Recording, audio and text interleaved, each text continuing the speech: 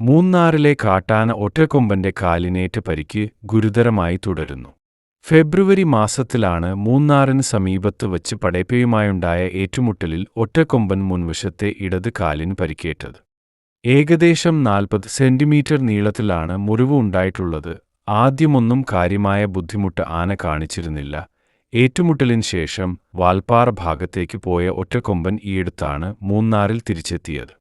നിലവിൽ കാലിലെ മുറിവ് ആഴത്തിലുള്ളതായി മാറിയിട്ടുണ്ട്. കഴിഞ്ഞ ദിവസം മൂന്നാറിന് സമീപം കല്ലാറിലെ മാലിന്യ പ്ലാന്റിലെത്തിയ ഒറ്റക്കൊമ്പൻ നടക്കാൻ ബുദ്ധിമുട്ട് കാണിക്കുന്നുമുണ്ട്.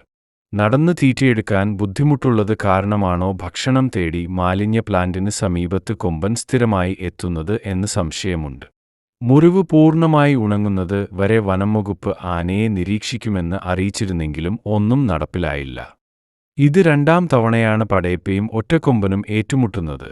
ആദ്യം നേമക്കാട് എസ്റ്റേറ്റിന് സമീപത്ത് വച്ച് ഏറ്റുമുട്ടിയപ്പോൾ വനംവകുപ്പ് പടക്കം പൊട്ടിച്ചാണ് 2 ആനകളെയും തുരത്തിയത്. തുടർന്ന് ഇരുഭാഗത്തേക്കും പോയ കൊമ്പന്മാർ കുറച്ച് ദിവസങ്ങൾക്ക് ശേഷം വീണ്ടും ഏറ്റുമുട്ടുകയായിരുന്നു.